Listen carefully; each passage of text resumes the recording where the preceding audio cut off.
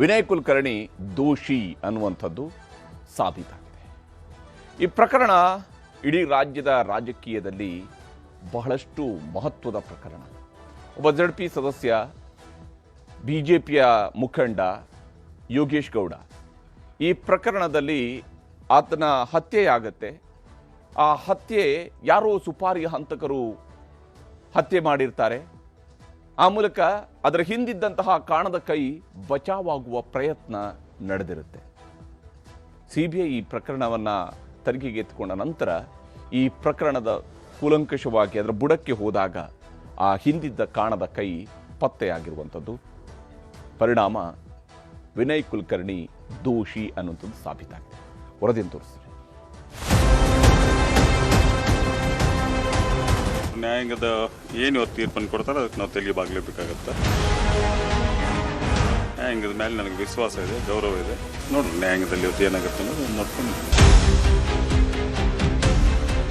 ತೀರ್ಪಿದ್ದಂಥ ಟೈಮ್ನಾಗ ಇವನ್ನೆಲ್ಲ ಕ್ವಶನ್ ಕೇಳುವಂಥದ್ದು ಏನೈತಿ, ಆಮೇಲೆ ನ್ಯಾಯ ಅದ್ರ ವಿರುದ್ಧ ನಾವು ಮಾತಾಡೋಕ್ಕಾಗುತ್ತೆ ಏನಾದರೂ? ಯಾವುದೂ ಮಾತಾಡೋಕ್ಕಾಗಲ್ಲ. ತೀರ್ಪು ಬರ್ತದೆ, ತೀರ್ಪು ಬಂದ ನಂತರ ಮಾತಾಡ್ತಾರೆ. ಹೀಗೆ ಕೋರ್ಟ್ ಮೇಲೆ ವಿಶ್ವಾಸ ಇಟ್ಟುಕೊಂಡೇ ಹೋಗಿದ್ದ ಕಾಂಗ್ರೆಸ್ ಶಾಸಕ ವಿನಯ್ ಕುಲಕರ್ಣಿಗೆ ಬಿಗ್ ಶಾಕ್. ಧಾರವಾಡ ಜಿಲ್ಲಾ ಪಂಚಾಯಿತಿ ಸದಸ್ಯ ಯೋಗೇಶ್ ಗೌಡ ಕೊಲೆ ಕೇಸ್ನಲ್ಲಿ ಶಾಸಕ ವಿನಯ್ ಕುಲಕರ್ಣಿ ದೋಷಿ ಅಂತ ಜನಪ್ರತಿನಿಧಿಗಳ ಕೋರ್ಟ್ ಆದೇಶಿಸಿದೆ. ಹೋದ್ರೆ ಮಾತ್ರ ನಮಗೆ ನ್ಯಾಯ ಸಿಗಕ್ಕೆ ಸಾಧ್ಯ ಅಂತ ಹೋರಾಟ ಮಾಡ್ತಾ ಇದ್ವಿ. ಪ್ರಜಾಪ್ರಭುತ್ವ ವ್ಯವಸ್ಥೆಯಲ್ಲಿ ಕಾನೂನಿಗಿಂತ ದೊಡ್ಡವರು ಯಾರೂ ಇಲ್ಲ ಅಂತ ಅನ್ನೋದನ್ನ ಇವತ್ತು ಮಾನ್ಯ ನ್ಯಾಯಾಲಯ ತೋರಿಸಿಕೊಟ್ಟಿದೆ. ಯೋಗೇಶ್ ಗೌಡರ ಕೊಲೆ ಪ್ರಕರಣವನ್ನ ಹತ್ತಿಕ್ಕಬೇಕು, ನಾವು ಪ್ರಜಾಪ್ರಭುತ್ವ ವ್ಯವಸ್ಥೆಯಲ್ಲಿ ರಾಜರಾಗಿ ಮೆರಿಬೇಕು ಅಂತ ಯಾರು ಹೊರಟಿದ್ರು ಅವ್ರೆಲ್ರಿಗೂ ಕೂಡ ಇವತ್ತು ಕಾನೂನಿನ ಮೂಲಕ ಉತ್ತರ ಸಿಕ್ಕಿದೆ. ಇಂತಹ ಒಂದು ಹೀನ ಕೃತ್ಯ ಮಾಡಿದವರಿಗೆ ಜೀವಾವಧಿ ಶಿಕ್ಷೆ ಆಗಲಿ ಅಂತ ನಾವು ಬಯಸ್ತೀವಿ. ಯೋಗೇಶ್ ಗೌಡ ಕೊಲೆಗಾಗಿ ಕ್ರಿಮಿನಲ್ ಒಳಸಂಚು ಮಾಡಿರುವ ಆರೋಪ ಸಾಬೀತಾಗಿದೆ. IPC 120B ಅಡಿಯಲ್ಲಿ ದೋಷಿ ಎಂದು ಕೋರ್ಟ್ ನಿರ್ಧರಿಸಿದೆ. ಅಷ್ಟೇ ಅಲ್ಲ, IPC 302, 201, 148, 149 ಸೆಕ್ಷನ್ಗಳಡಿ ಕೂಡ ವಿನಯ್ ಕುಲಕರ್ಣಿ ಇದೀಗ ದೋಷಿ ಆಗಿದ್ದಾರೆ.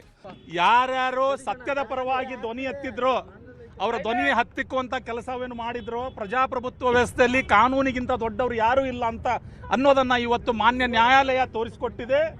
ಯಾರು ಶಕ್ತಿಯಿಂದ, ಹಣಬಲದಿಂದ, ರಾಜಕೀಯ ಶಕ್ತಿಯಿಂದ ನಾವು ಏನಾದರೂ ಮಾಡಿದರೂ ಸಹ ಅದನ್ನು ನಾವು ಮುಚ್ಚಿ ಹಾಕಬಹುದು, ಪೊಲೀಸರನ್ನು ಉಪಯೋಗಿಸ್ಕೊಂಡು ಎಲ್ಲವನ್ನು ಮುಚ್ಚಿ ಹಾಕಬಹುದು ಅಂತ ಯಾರು ಇವತ್ತು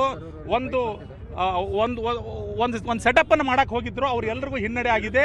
ಕಾನೂನಿಗಿಂತ ದೊಡ್ಡವರು ಯಾರೂ ಇಲ್ಲ.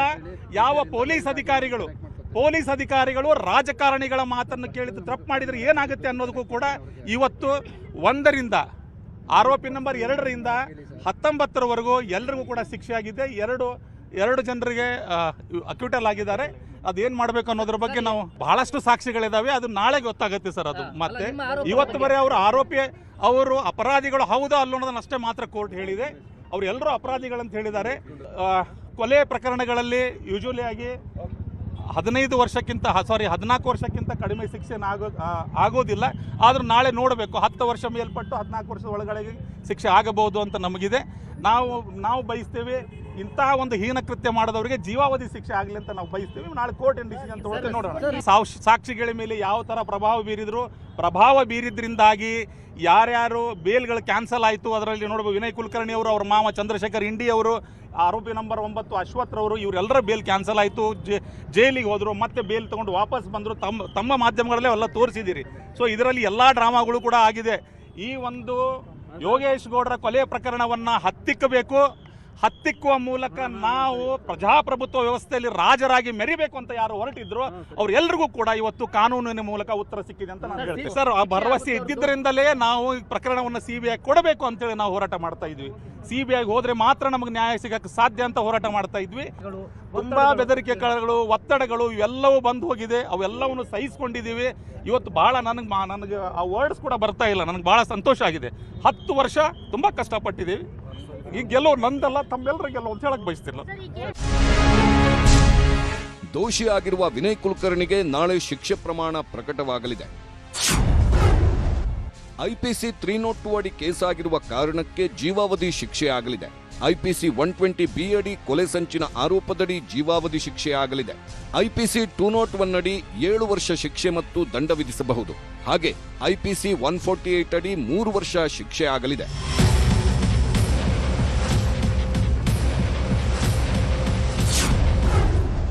ಮತ್ತೆ ಜೈಲು ಪಾಲಾದ ಶಾಸಕ ವಿನಯ್ ಕುಲಕರ್ಣಿ. ಶಾಸಕ ಸ್ಥಾನಕ್ಕೂ ಕುತ್ತು. ಯೋಗೇಶ್ ಗೌಡ ಕೊಲೆ ಕೇಸ್ನಲ್ಲಿ ಈಗಾಗಲೇ 2 ಬಾರಿ ಜೈಲಿಗೆ ಹೋಗಿ ಬಂದಿರುವ ವಿನಯ್ ಕುಲಕರ್ಣಿ ಇದೀಗ ಮತ್ತೆ ಜೈಲು ಪಾಲಾಗಿದ್ದಾರೆ. ಹೀಗಾಗಿ ಕೋರ್ಟ್ನ ಶಿಕ್ಷೆಯ ಪ್ರಮಾಣಾನುಸಾರ ಶಾಸಕ ಸ್ಥಾನಕ್ಕೆ ಕುತ್ತು ಎದುರಾಗಿದೆ.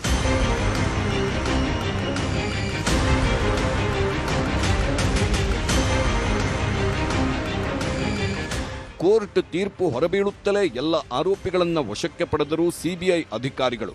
ನಾಳೆ ಮತ್ತೆ ಕೋರ್ಟ್ಗೆ ಹಾಜರುಪಡಿಸುವಂತೆ ಸೂಚಿಸಿದ ನಂತರ ಎಲ್ಲರನ್ನೂ ಪರಪ್ಪನ ಅಗ್ರಹಾರ ಜೈಲಿಗೆ ಶಿಫ್ಟ್ ಮಾಡಲಾಯಿತು. ತೀರ್ಪು ಪ್ರಕಟವಾಗುತ್ತಿದ್ದಂತೆ ವಿನಯ್ ಕುಲಕರ್ಣಿ ಕುಟುಂಬಸ್ಥರು ಕಣ್ಣೀರಿಟ್ಟರು. ಅಪರಾಧಿಗಳಿಗೆ ಕುಟುಂಬಸ್ಥರು ಧೈರ್ಯ ತುಂಬಿದ್ರು.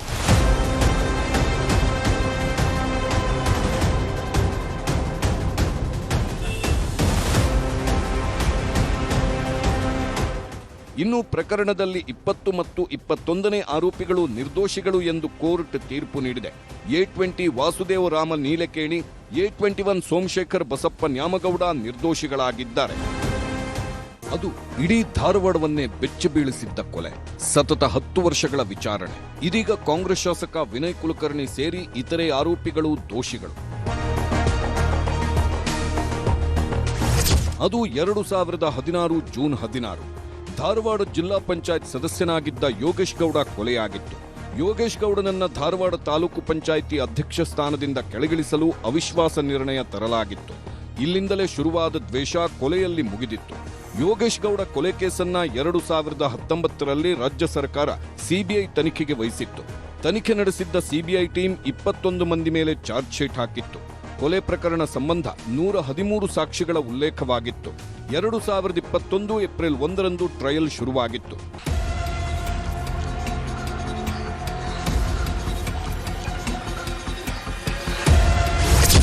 ಎರಡು 2020ರಲ್ಲಿ ವಿನಯ್ ಕುಲಕರ್ಣಿಯನ್ನ ಬಂಧಿಸಿತ್ತು ಸಿಬಿಐ.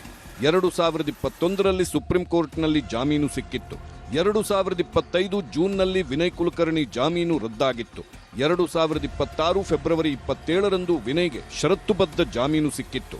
ಇದೀಗ ಕೇಸ್ನಲ್ಲಿ ವಿನಯ್ ಕುಲಕರ್ಣಿ ದೋಷಿ.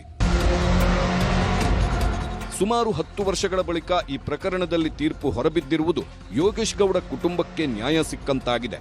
ರಾಜಕೀಯ, ಆಸ್ತಿ ವಿವಾದ ಮತ್ತು ವೈಯಕ್ತಿಕ ವೈಮನಸ್ಸು ಎಲ್ಲ ಸೇರಿ ನಡೆದ ಈ ಹತ್ಯೆ ಪ್ರಕರಣ ರಾಜ್ಯ ರಾಜಕೀಯದಲ್ಲೂ ಸಾಕಷ್ಟು ಚರ್ಚೆಗೆ ಕಾರಣವಾಗಿತ್ತು.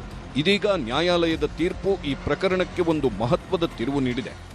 ನ್ಯಾಯ ಎಲ್ಲರಿಗೂ ಒಂದೇ ಅನ್ನೋದು ಇವತ್ತು ಮತ್ತೊಮ್ಮೆ ನ್ಯಾಯಾಲಯದ ಮೇಲೆ ಜನ ಇಟ್ಟಂಥ ನಂಬಿಕೆಗೆ ಮತ್ತೊಮ್ಮೆ ಇವತ್ತು ವಿಶ್ವಾಸ ಬರುವಂಗೆ ನ್ಯಾಯಾಲಯ ನಡ್ಕೊಂಡೈತಿ.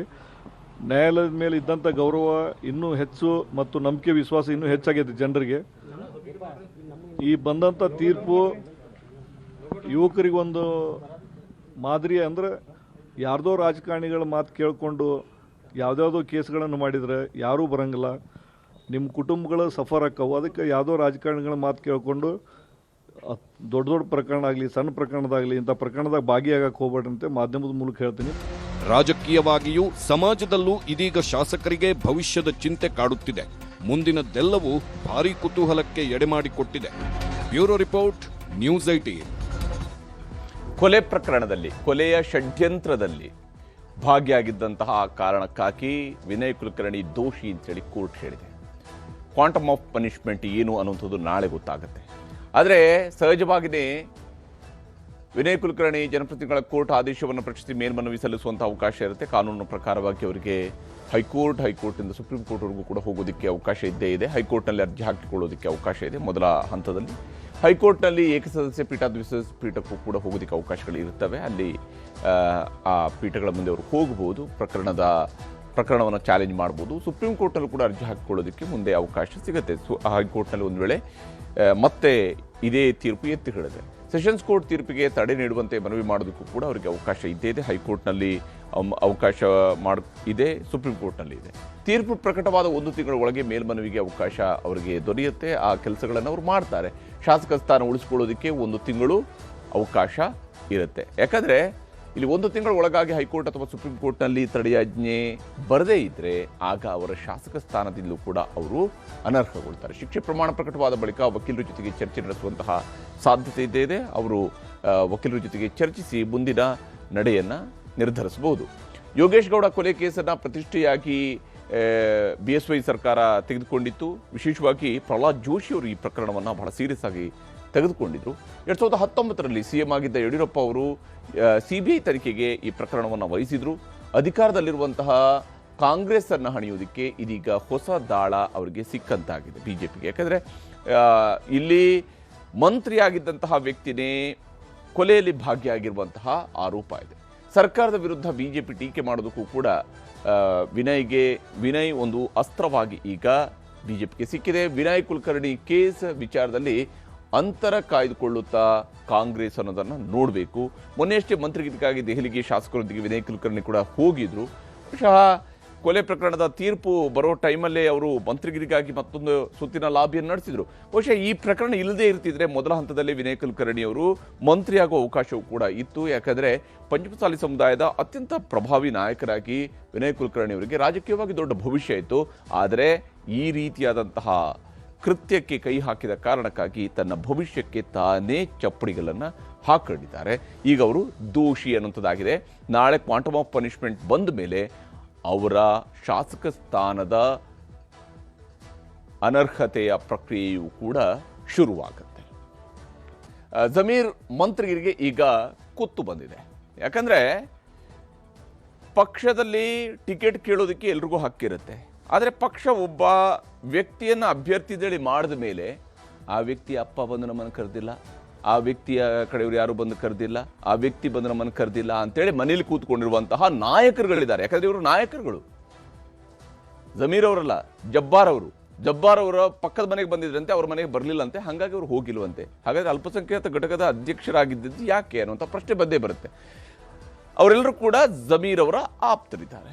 ಕಾಂಗ್ರೆಸ್ MLC ಅಬ್ದುಲ್ ಜಬ್ಬಾರ್ ಪ್ರಾಥಮಿಕ ಸದಸ್ಯತ್ವದಿಂದ ಅವರನ್ನೀಗ ಅಮಾನತುಗೊಳಿಸಲಾಗಿದೆ. ಕಾಂಗ್ರೆಸ್ಸಿನ ವಿಧಾನ ಪರಿಷತ್ ಸದಸ್ಯರು KPCC ಅಧ್ಯಕ್ಷ DK ಶಿವಕುಮಾರ್ ಅವರು ಅಮಾನತು ಮಾಡಿ ಆದೇಶವನ್ನು ಹೊರಡಿಸಿದ್ದಾರೆ. ಈ ಮೂಲಕ ಪಕ್ಷ ವಿರೋಧಿ ಚಟುವಟಿಕೆಗಳನ್ನು ಸಹಿಸುವುದಿಲ್ಲ ಅನ್ನೋದನ್ನು ವೆರಿ ಕ್ಲಿಯರ್ ಮೆಸೇಜನ್ನು ಶಿವಕುಮಾರ್ ಅವರು ಪಾಸ್ ಮಾಡಿದ್ದಾರೆ. ದಾವಣಗೆರೆ ದಕ್ಷಿಣದಲ್ಲಿ ಪಕ್ಷ ವಿರೋಧಿ ಚಟುವಟಿಕೆ ಮಾಡಿರುವಂಥದ್ದು ಜಬ್ಬಾರ್ ಅವರ ವಿರುದ್ಧ ಇರುವಂತಹ ಮೊದಲ ಆರೋಪ. ಎರಡನೇದು, ಪಕ್ಷದ ಅಧಿಕೃತ ಅಭ್ಯರ್ಥಿ ಪರವಾಗಿ ಕೆಲಸ ಮಾಡಿಲ್ಲ. ಹಾಗೆಯೇ ಅಬ್ದುಲ್ ಜಬ್ಬಾರ್ ವಿರುದ್ಧ ಪೂರಕ ದಾಖಲೆಗಳು ಕೂಡ, ಅಂದರೆ ಯಾವ ಸ್ವರೂಪದಲ್ಲಿ ಅವರು ತಮ್ಮ ಪಕ್ಷದ ಅಭ್ಯರ್ಥಿಯ ಬದಲಿಗೆ ಬೇರೆಯವರಿಗೆ ಸಹಾಯ ಮಾಡಿದ್ದಾರೆ ಅನ್ನೋದರ ಬಗೆಗಿನ ದಾಖಲೆಗಳನ್ನು ಕೂಡ KPCC ಸಂಗ್ರಹಿಸಿದೆ. ಇದರ ಆಧಾರದ ಮೇಲೆ ಪಕ್ಷದ ಆಂತರಿಕ ತನಿಖೆಯಲ್ಲೂ ಕೂಡ ಲೋಪದ ಸುಳಿವು ಸಿಕ್ಕಿದೆ. ಏನೆಲ್ಲ ಲೋಪ ಮಾಡಿದ್ದಾರೆ ಅನ್ನೋಂಥರ ಸುಳಿವು ಸಿಕ್ಕಿದೆ. ಹೀಗಾಗಿ ಇವುಗಳ ಆಧಾರದ ಮೇಲೆ SDPI ಅಭ್ಯರ್ಥಿಗೆ ಹಣಕಾಸಿನ ನೆರವು ಕೊಟ್ಟಿರುವಂತಹ ಆರೋಪವೂ ಕೂಡ ಇದೆ. SDPI ಅಭ್ಯರ್ಥಿಗೆ ಹಣಕಾಸಿನ ನೆರವು ಕೊಡುವಂಥದ್ದು ಕಾಂಗ್ರೆಸ್ಸಿನ ನಾಯಕ ಅಂತೇಳಿ ಆದರೆ ಯಾವ ರೀತಿಯಾದಂತಹ ಪರಿಸ್ಥಿತಿ ಅಂತೇಳಿ. ಇದೇ ಕಾರಣಕ್ಕಾಗಿ ಈಗ ಜಮೀರ್ ಅಹಮದ್ ಖಾನ್ ಅವ್ರಿಗೂ ಕೂಡ ತೂಗುಗತಿ ತೊರೆದಾಡ್ತಾ ಇದೆ. ವಿಶೇಷವಾಗಿ ಯಾವಾಗ ಅವ್ರನ್ನ ಪಕ್ಷದಿಂದ ಅಮಾನತುಗೊಳಿಸಲಾಯಿತು, ಜಬ್ಬಾರ್ ಅವರು ಮಾತನಾಡಿದ್ದಾರೆ, ತೋರಿಸಿ. ನಾವು ಫಲಿತಾಂಶಕ್ಕಿಂತ ಮುಂಚೆ ನಮಗೆ ಮಾಡಿದ್ದಾರೆ, ಯಾಕೆ ಅದು ಏನೋ ಗೊತ್ತಿಲ್ಲ ನನಗೆ. ಅವ್ರಿಗೆ ಅದ್ರಾಗ ಏನಾದ್ರು ನಮಗೆ ನಮ್ಮಿಂದ ಏನಾದ್ರು ಅದು ತೊಂದರೆ ಇರ್ಬೋದು. ಅಲ್ಲ, ಏನಂದ್ರೆ ಈ ಸೋಲಂತೂ ನನಗೇನು ಅನ್ಸಂಗಿಲ್ಲ. ಕಾಂಗ್ರೆಸ್ ಗೆಲ್ತಿದಂತ ಅನಿಸ್ತೈತಿ. ಅದು ಅದ್ರ ಮೇಲೆ ಇವ್ರು ಯಾಕೆ ಹಿಂಗೆ ಮಾಡಕತ್ತಾರಂತ ನನಗೆ ಅನಿಸ್ತಾ ಇಲ್ಲ. ಒಂದೇ ಮನೆಗೆ ಯಾಕಪ್ಪ ಅಷ್ಟು ಸ್ಥಾನಮಾನಗಳು ಹೋಗ್ಬೇಕು, ಬೇರೆ ಯಾರಿಗೂ ಆಗ್ಬಾರ್ದೇನು, ಅದು ಒಂದೇ ನಮ್ಮ ರೀಸನ್. ಕುಟುಂಬ ರಾಜಕೀಯ ಅಲ್ಲ, ಈಗ ಮುಂದೆನೆ ಕಾಣ್ತಾ ಇದ್ದಲ್ಲ, ಹಂಗೆ ಒಂದೇ ಮನೆಗೆ ಯಾಕಪ್ಪ ಹಗಲೆಲ್ಲ ನುಗ್ತೀರಿ, ಬೇರೆ ಮನೆಗಳು ಅದಾವೆ ಅಂತ ನಾವು ಹೇಳಿದ್ದೆ. ಏನಾಗಿತ್ತು, ಯಾಕೆ ಮಾಡ್ತಿದಾರೋ ಅಂತ ಅರ್ಥ ಆಗ್ತಾ ಇಲ್ಲ ನಮಗೂ. ನಮಗೇನಪ್ಪ ಚಿಂತೆ ಅಂತ ಹೇಳಿದ್ರೆ ಶಿವಕುಮಾರ್ದು ಮತ್ತು ಸಿದ್ದರಾಮಯ್ಯ ಸಾಹೇಬ್ರದ್ದು ಅಂತ ಕ್ವಶನ್ ಅಲ್ಲ. ಇಲ್ಲಿ ಒಂದು ಜಾತ್ಯತೀತ ಪಕ್ಷ ಆಗಿ, ಸೆಕ್ಯುಲರ್ ಪಾರ್ಟಿ ಆಗಿ ಯಾರು ಇವರಿಗೆ ಅಧಿಕಾರದಲ್ಲಿ ತಂದು ಕುಂದಿರಿಸಿದಾರೋ ಅವ್ರ ಮೇಲೆ ಟಾರ್ಗೆಟ್ ಮಾಡಿ ಅವ್ರಿಗೆ ಒಂದು ಆಕ್ಷನ್ ತಗೊಳೋದು, ಯಾರು ಓಪನ್ ಆಗಿ ಡಯಾಸ್ನಾಗ ಕುತ್ಕೊಂಡು ಓಪನ್ ಆಗಿ ಪಕ್ಷದ ವಿರೋಧಿ ಮಾತಾಡಿದಾರೆ ಅವ್ರಿಗೆ ಬಿಟ್ಬಿಡೋದು, ಇದೆಲ್ಲ ಯಾಕೋ ಸರಿ ಕಾಣ್ತಾ ಇಲ್ಲ ಅಷ್ಟೇ. Okay, thank you very much. ಇದು ಜಬ್ಬಾರ್ ಅವರ ವರ್ಷನ್ ಆದರೆ ಮತ್ತೊಂದು ಕಡೆಯಲ್ಲಿ ಜಮೀರ್ ಅಹಮದ್ ಖಾನ್ ಅವ್ರಿಗೂ ಕೂಡ ಸಂಕಷ್ಟ ಎದುರಾಗಿದೆ. ಯಾಕಂದರೆ ನಜೀರ್ ಅಹಮದ್ ಹಾಗೂ ಅಬ್ದುಲ್ ಜಬ್ಬಾರ್ ಅವರ ಸರದಿ ಆಯಿತು, ಅವರಿಬ್ಬರದು ಮುಗೀತು. ಈಗ ಜಮೀರ್ ಅವರ ಸರದಿ ಬಂದಿದೆ. ಸಚಿವ ಜಮೀರ್ ಅಹಮದ್ ಮೇಲೂ ಕೂಡ ಶಿಸ್ತು ಕ್ರಮವನ್ನು ಕೈಗೊಳ್ತಾರಾ? ಯಾಕಂದರೆ ಇದು ಕಾಂಗ್ರೆಸ್ನಲ್ಲಿ ನಿಜಕ್ಕೂ ಕೂಡ ಕೇವಲ ಓಕೆ MLC ಮೇಲೆ ಶಿಸ್ತು ಕ್ರಮ ಅನ್ನುವಂಥದ್ದು ಏನು ಕಡಿಮೆ ಪ್ರಮಾಣದಲ್ಲ, ಅದು ಭಾಳ ದೊಡ್ಡದಾದಂಥ ನಿರ್ಧಾರನೇ. ಒಬ್ಬ MLC ಮೇಲೆ ಅಥವಾ ಒಬ್ಬ MLA ಮೇಲೆ ಇವರುಗಳ ಮೇಲೆ ಕ್ರಮವನ್ನು ಕೈಗೊಳ್ಳುವಂಥದ್ದು ಸುಲಭ ಇರೋದಿಲ್ಲ. ಅದು ಇಲ್ಲಿ ಇಬ್ಬರು MLCಗಳ ಮೇಲೆ ಕ್ರಮ ಆಗಿದೆ ಈಗ. ಆದರೆ ಅದೇ ಸ್ವರೂಪದಲ್ಲಿ ಸಚಿವರ ಮೇಲೂ ಕ್ರಮ ಆಗುತ್ತಾ? KPCC ಶಿಸ್ತು ಸಮಿತಿ ಮೇಲೆ ಒತ್ತಡ ಹೇರ್ತಾ ಇರುವಂತಹ ಜಮೀರ್ ವಿರೋಧಿ ಬಣ, ಜಮೀರ್ ಅವರಿಗೆ ಕ್ಲಿಯರ್ ಆಗಿ ಎಲ್ಲ ಒಂದು ವಿರೋಧಿ ಬಣ ಇರುವಂಥದ್ದು ಅವ್ರಿಗೂ ಕೂಡ ಗೊತ್ತಿದೆ, ಅದು ಅವ್ರಿಗೂ ಗೋಚರಿಸ್ತಾ ಇದೆ ಅದು. ಮತ್ತು ಕಾಂಗ್ರೆಸ್ನಲ್ಲಿ ಅದೇನು ಗುಟ್ಟಾಗಿ ಉಳಿದಿರುವಂತಹ ಸಂಗತಿ ಅಲ್ಲ. ಜಮೀರ್ ಪರವಾಗಿರುವಂತಹ ಒಂದು ಬಣ ಇದೆ, ಅವರ ವಿರುದ್ಧವಾಗಿರುವಂಥ ಒಂದು ಬಣ ಇದೆ ಅನ್ನೋದು ಗುಟ್ಟಾಗಿ ಉಳಿದಿಲ್ಲ. ಈಗ ಅಲ್ಪಸಂಖ್ಯಾತ ಮತಗಳು ಕೈತಪ್ಪುವ ಆತಂಕದಿಂದ ವರಿಷ್ಠರು ಹಿಂದೇಟು ಹಾಕಬಹುದು. ಯಾಕಂದರೆ ಜಮೀರ್ ಅಹಮದ್ ಖಾನ್ ಕೇವಲ ಕರ್ನಾಟಕದಲ್ಲಿ ಮಾತ್ರ ಬಳಕೆ ಆಗುವಂತಹ ಕಾರ್ಡ್ ಅಲ್ಲ ಕಾಂಗ್ರೆಸ್ಗೆ. ಅವ್ರನ್ನ ಕೇರಳ ಚುನಾವಣೆಯಲ್ಲಿ ಕಳಿಸಿದ್ದಾರೆ, ಹೈದರಾಬಾದ್ನಲ್ಲಿ, ತೆಲಂಗಾಣ ಚುನಾವಣೆಯ ಸಂದರ್ಭದಲ್ಲಿ ಅವರು ಹಲವು ಕ್ಷೇತ್ರಗಳಲ್ಲಿ ಪ್ರಚಾರ ಮಾಡಿದ್ದಾರೆ, ರಾಜಸ್ಥಾನದಲ್ಲಿ ಮಾಡಿದ್ದಾರೆ. ಹೀಗಿರುವಾಗ ಅಲ್ಪಸಂಖ್ಯಾತ ಮತಗಳ ದೃಷ್ಟಿಯಿಂದ ವರಿಷ್ಠರು ಹಿಂದೇಟು ಹಾಕುವ ಸಾಧ್ಯತೆಯೂ ಕೂಡ ಇದ್ದೇ ಇದೆ. ಶೋಕಾಸ್ ನೋಟಿಸ್ ನೀಡದೆ ನಜೀರ್ ಮತ್ತು ಜಬ್ಬಾರ್ ಇಬ್ಬರಿಗೂ ಕೂಡ ಕಾಂಗ್ರೆಸ್ ಹೈಕಮಾಂಡ್ ನೇರವಾಗಿ ಶಿಕ್ಷೆಯನ್ನು ವಿಧಿಸಿದೆ. ಒಬ್ಬರನ್ನ ರಾಜೀನಾಮೆ ಕೇಳಿ ತಗೊಂಡ್ರು, ನಂತರ ಅಮಾನತು ಮಾಡಿದ್ದಾರೆ, ಇನ್ನೊಬ್ಬರನ್ನ ವಜಾ ಮಾಡಿದ್ದಾರೆ. ಆದರೆ ಸಚಿವ ಜಮೀರ್ಗೂ ಕೂಡ ಶೋಕಾಸ್ ನೋಟಿಸ್ ನೀಡದೆ ಕ್ರಮವನ್ನು ಕೈಗೊಳ್ತಾರಾ ಅಥವಾ ಅವ್ರಿಗೆ ಶೋಕಾಸ್ ನೋಟಿಸ್ ಕೊಟ್ಟು ಕ್ರಮ ಕೈಗೊಳ್ತಾರಾ? ಶಿಸ್ತು ಸಮಿತಿಗೆ ನೋಟಿಸ್ ನೀಡೋದಕ್ಕೆ KPCC ಅಧ್ಯಕ್ಷ DK ಶಿವಕುಮಾರ್ ಅವರು ಸೂಚನೆಯನ್ನು ಕೊಡ್ತಾರಾ? ಸಚಿವರ ಮೇಲೆ ಕ್ರಮ ಆಗಲಿ ಅನ್ನುವಂತಹ ನಿರ್ಧಾರಕ್ಕೆ ಬಂದ್ಬಿಡ್ತಾರಾ? ಸಚಿವರಾಗಿ ಪಕ್ಷ ವಿರೋಧಿ ಚಟುವಟಿಕೆ ನೋಟಿಸ್ ಏನಾದರೂ ಅವರು ಪಡೆದ್ರೆ ಒಬ್ಬ ಸಚಿವನಾಗಿದ್ದುಕೊಂಡು ನೈತಿಕವಾಗಿ ಅವರಿಗೆ ಆ ಸ್ಥಾನದಲ್ಲಿ ಮುಂದುವರಿಯೋದಕ್ಕೆ ಅರ್ಹತೆ ಇರೋದಿಲ್ಲ. ಅವರಿಗೆ ದೊಡ್ಡ ಸಂಕಷ್ಟ ಮಾತ್ರ ಅಲ್ಲ, ಅವರು ರಾಜೀನಾಮೆಯನ್ನು ಕೊಡಲೇಬೇಕಾಗತ್ತೆ. ಪಕ್ಷ ವಿರೋಧಿ ಚಟುವಟಿಕೆಗೆ ಒಬ್ಬ ಸಚಿವರಿಗೇನೆ ನೋಟಿಸ್ ಕೊಟ್ಟರೆ ಅಂಥವರನ್ನ ಪಕ್ಷ ಹೇಗೆ ಸಚಿವರಾಗಿ ಮುಂದುವರಿಸುತ್ತೆ? ಸಚಿವ ಸ್ಥಾನಕ್ಕೆ ರಾಜೀನಾಮೆ ನೀಡೋ ಅನಿವಾರ್ಯ ಎದುರಾಗುವಂತಹ ಸಾಧ್ಯತೆ ಇದ್ದೇ ಇದೆ.